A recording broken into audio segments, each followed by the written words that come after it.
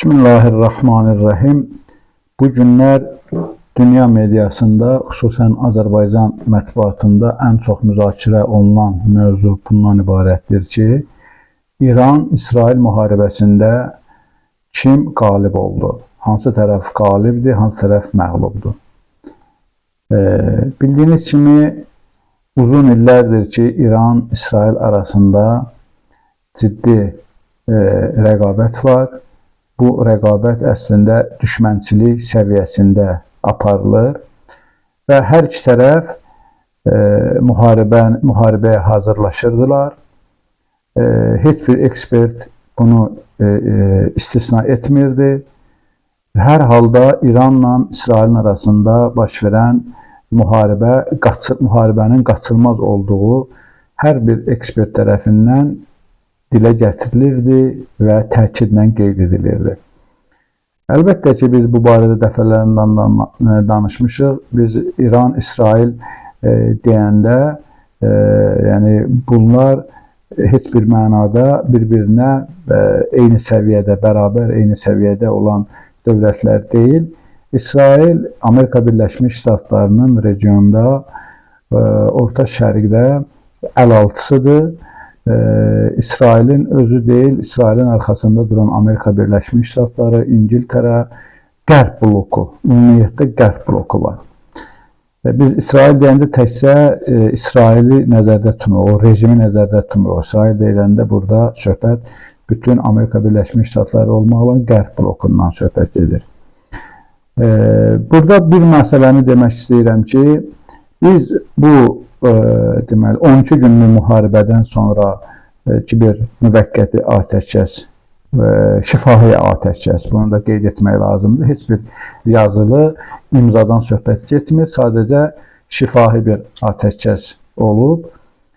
Bu atəşkəslə bağlı deməli, onu demək lazımdır ki, bu atəşkəs şifahidir və müvəqqətidir.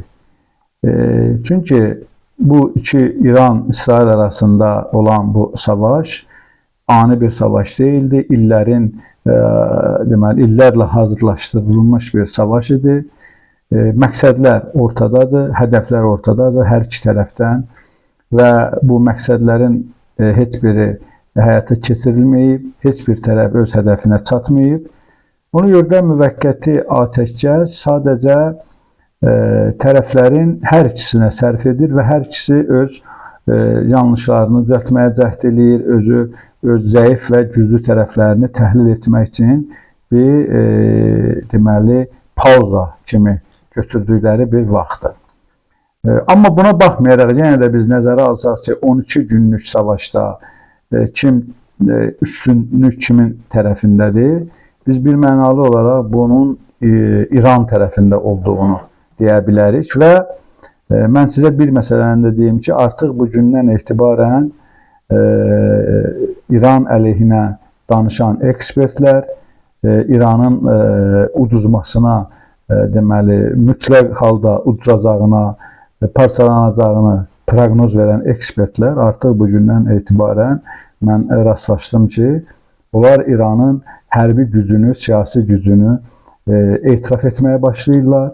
Onlar İranın asan, rahat loxma olmadığını artıq dilə gətirirlər və etiraf edirlər ki, İran illərin dövlətidir, bütün çətinliklərdən çıxmış, möhkəm imtahanlardan, ağır imtahanlardan keçmiş və bütün hallarda möhkəmlənmiş hər bir mənada bir dövlətdir. Onu asanlıqla bir neçə raketlə və yaxud da bir neçə terror hadisəsi ilə onu yıxmaq olmaz.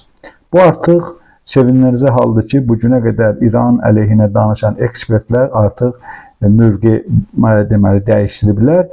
Bu məsələdə, bu 14-12 günlük müharibədə hansı tərəfdən, üstünlük hansı tərəfdədir sualına ilk cavab məhz bundan ibarətdir ki, psixoloji baxımdan, siyasi baxımdan artıq İran üstünlüyü əldə edib. O, İsrailin ki, birinci İsrail hücum etmişdi. İsrail konkret hədəflər qoymuşdu ki, qarşısına İranda hakimiyyət dəyişikliyi və nüvə silahından daha doğrusu uranın zənginləşdirilməsindən İranın imtina etməsi məsələsi, bunların heç biri baş tutmadı və İran hakimiyyəti daha da möhkəmləndi, xalq hakimiyyətin ətrafında daha da birləşdi, hakimiyyətin deməli daha da möhkəmlənməsini hər mənada biz müşahidə edirik.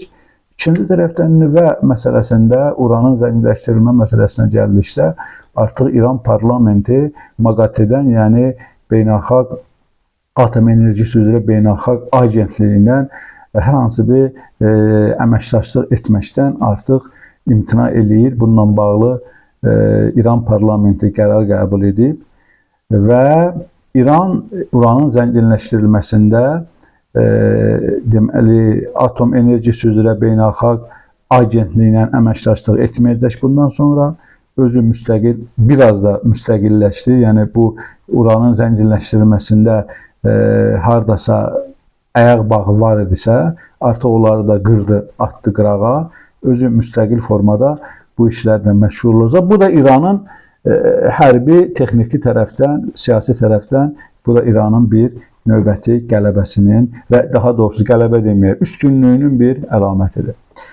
Növbəti sual bundan ibarət ola bilər ki, İran-İsrail münasibətləri bununla səngiyəcəkmi, yəni bitəcəkmi, yoxsa bu müharibə daha da başqa fazalarda davam edəcək? Əlbəttə ki, İran-İsrail arasında birinin sağ qalana qədər, biri sağ qalana qədər ki, inşallah İsrail tezliklə məhv olacaq ki, İran bunu əzmkarlıqla və haqlı olaraq bu düşüncəni ortaya qoyub, bu ideyanı ortaya qoyub. Səbəb də Fələstin məsələsidir. Burada gizli, heç kiməsə gizli məsələ deyil. İsrail 48-ci ildən Fələstin torpaqlarında yaradılmış, işğalçı siyasət nəticəsində yaradılmış bir rejimdir və məqsəd də dünya üçün, xüsusən region üçün, region ölkələr üçün təhlükə yaratmaq, problem yaratmaqdır. Buna görə də İran bu məsələdə haqlı mövqeyidədir. Bu məsələ həllini tapana qədər bu müharibə davam edəcək. Atəşkəs olub, müharibə bitməyib, müharibə müxtəlif fazalarda, müxtəlif sahələrdə aparılacaq və məsələnin mən hesab edirəm ki, növbəti deməli raundda biz İran-İsrail açıq qarşıdurma və təmasını, hərbi təmasını ola bilsin ki, müşahidə etməyə bilərik. Mən düşünürəm ki, növbəti raundda, yəni ikinci raundda İsrail başqa taktikadan istifadə edəcək. Məsələn, Suriya vasitəsilə Suriyada topladığı, yəni illərdir ki, bunlar Vəhhabi ideologiyasını canlandırırlar, təbliğ edirlər, pul sərf edirlər və indi də İsrailə, üzr istəyirəm, Suriyada hakimiyyəti Vəhhabilərə veriblər. Vəhhabilərin vasitəsilə istəyirlər ki, ola bilər ikinci raundda Suriya tərəfindən İrana müxtəlif problemlər yaratmağa cəhd eləsinlər. Bunu Vəhhabilərin əli ilə eləmək istəyirlər.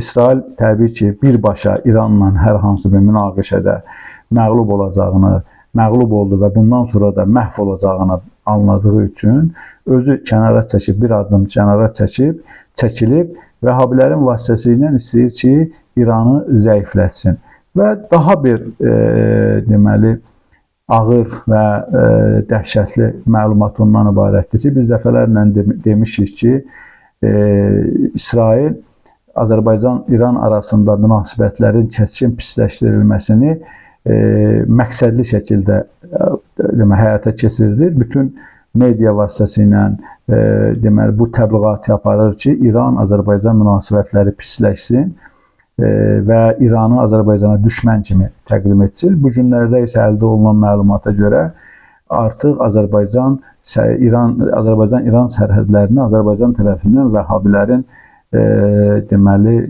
toplanması halları müşahidə olunur və son illərdə, xüsusən 20-ci ildən sonraki mərhələdə Azərbaycanda Vəhhabilərə geniş meydan verilməsi heç kimə sir deyil. Biz dəfələrlə bu barədə məlumatlar vermişik və indi də biz biləndə ki və bizə bu məlumat çatanda ki, Azərbaycan tərəfindən İran sərhəddinə Vəhhabiləri kütləvi şəkildə yığırlar, toplayırlar.